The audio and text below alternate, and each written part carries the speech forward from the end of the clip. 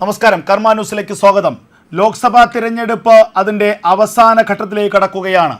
6 ഘട്ടങ്ങൾ കഴിഞ്ഞിരിക്കുന്നു. ഇനി അവസാന ഘട്ടം ജൂൺ മാസം 1-ാം തീയതി നടക്കാനിരിക്കെ കോൺഗ്രസിനെതിരെ, രാഹുൽ ഗാന്ധിക്കെതിരെ അതിരൂക്ഷമായ വിമർശനങ്ങൾ ഉന്നയിക്കുകയാണ് BJP.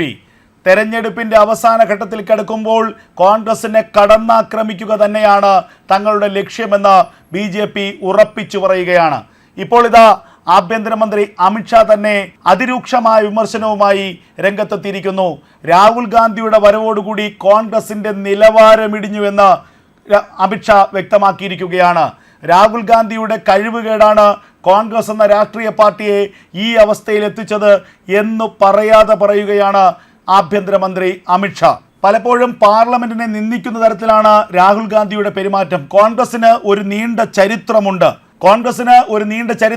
കോൺഗ്രസിന് പതിറ്റാണ്ടുകളുടെ പാരമ്പര്യമുണ്ട്. എന്നാൽ രാഹുൽ ഗാന്ധി അതിൻ്റെ നേതൃതലത്തിലേക്ക് എത്തിയതിന് പിന്നാലെ നിങ്ങൾക്ക് പരിശോധിച്ചാൽ മനസ്സിലാകും കോൺഗ്രസിൻ്റെ നിലവാരം താഴേക്ക് കൂപ്പുകുത്തി എന്നുള്ളത് മനസ്സിലാക്കാവുന്ന കാര്യമാണ്. രാഹുലിൻ്റെ വരവോടുകൂടി കോൺഗ്രസിൻ്റെ രാഷ്ട്രീയ നിലവാരം എക്കാലത്തെയും താഴ്ന്ന നിലയിലെത്തിയതായി ആഭ്യന്തരമന്ത്രി അമിത്ഷാ വ്യക്തമാക്കി. പാർലമെൻറ്റിൽ കാര്യഗൗരവമായ ചർച്ചകൾ നടക്കുമ്പോൾ അതിൽ പലപ്പോഴും പ്രതിപക്ഷം പങ്കെടുക്കുന്നില്ല.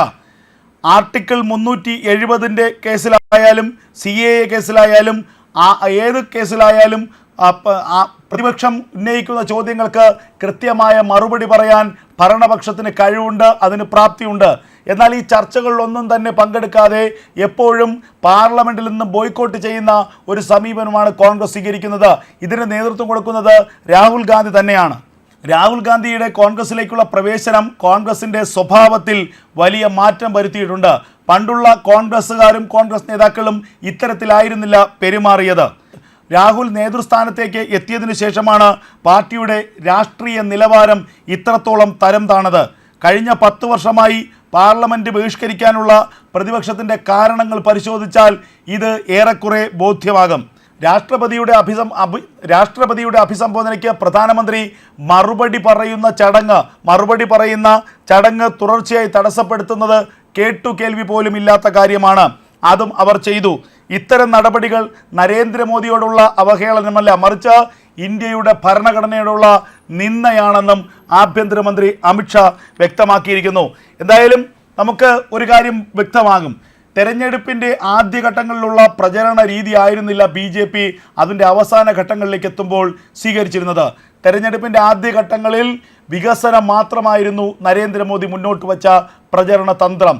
BJP നേതാക്കളടക്കം ഇതുതന്നെയാണ് സ്വീകരിച്ചത്.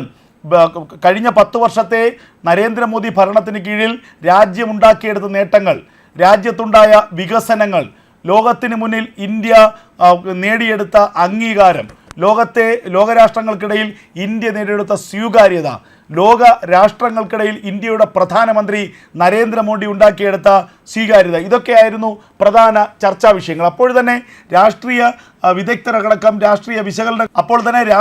വിദഗ്ധരടക്കമുള്ളവർ ചിന്തിച്ച ഒരു കാര്യം, എന്തുകൊണ്ടാണ് നിരവധി വിഷയങ്ങളുണ്ടായിട്ടും BJP ആ വിഷയങ്ങളെ ഒന്നും തങ്ങളുടെ രാഷ്ട്രീയ നേട്ടമാക്കാൻ വേണ്ടി ഉപയോഗിക്കാത്തത്?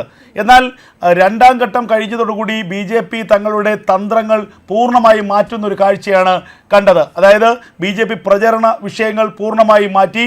BJP ഏറ്റവും പ്രധാനപ്പെട്ട കീ പോയിന്റുകൾ പ്രചരണത്തിനായി എടുത്തു. അതായത് ആർട്ടിക്കിൾ 370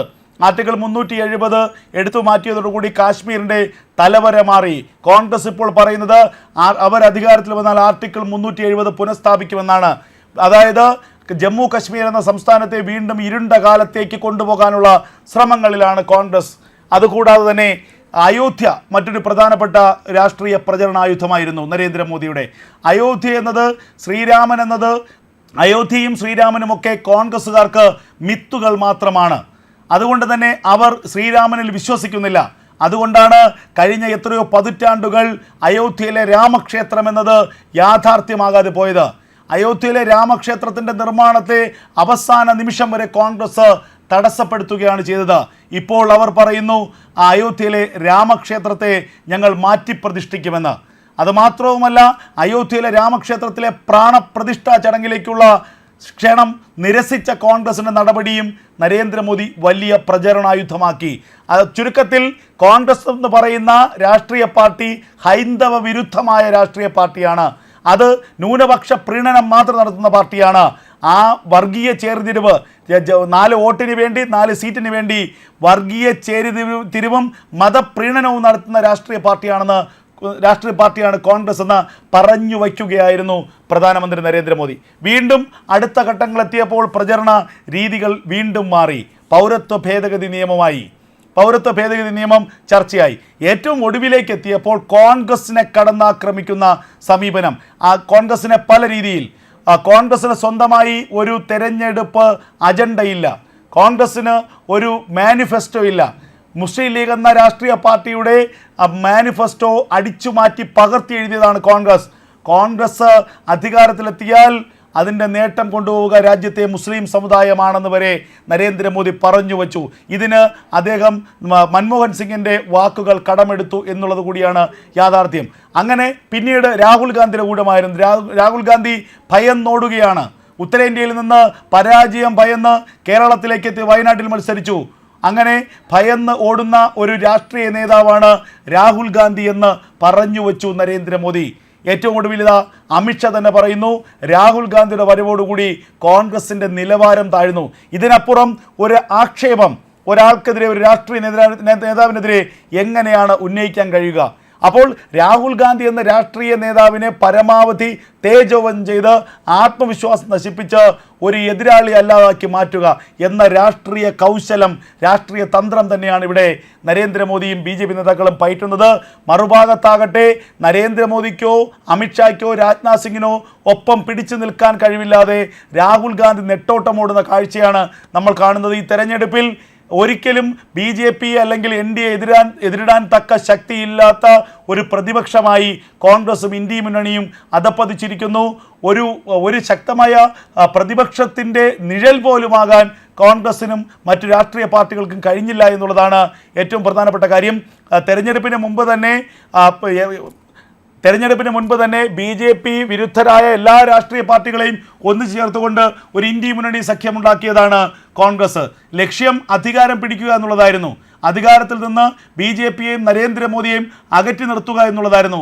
എന്നാൽ ആ ലക്ഷ്യം ഒന്നും പാലിച്ചില്ല. ആ ലക്ഷ്യമൊന്നും ആഗ്രഹങ്ങളൊന്നും ലക്ഷ്യം കണ്ടില്ല എന്നുള്ളതാണ് ഏറ്റവും പുതുതായി ലഭിക്കുന്ന വിവരങ്ങൾ. വരുന്ന ലോക്സഭാ തെരഞ്ഞെടുപ്പിൽ വമ്പിച്ച ഭൂരിപക്ഷത്തോടെ BJP അധികാരത്തിലെത്തുമെന്ന് തന്നെയാണ് എല്ലാ അഭിപ്രായ സർവേകളും വ്യക്തമാക്കുന്നത്. നരേന്ദ്രമോദി ഒരിക്കൽ കൂടി ഇന്ത്യയുടെ പ്രധാനമന്ത്രി പദത്തിലേക്ക് എത്തുമെന്ന കാര്യത്തിലും മാധ്യമങ്ങൾക്കോ അഭിപ്രായ സർവേകൾ നടത്തിയ ഏജൻസികൾക്കോ തർക്കമില്ല, ആശങ്കയില്ല എന്നുള്ളതാണ് ലഭിക്കുന്ന ഏറ്റവും പുതിയ വിവരം.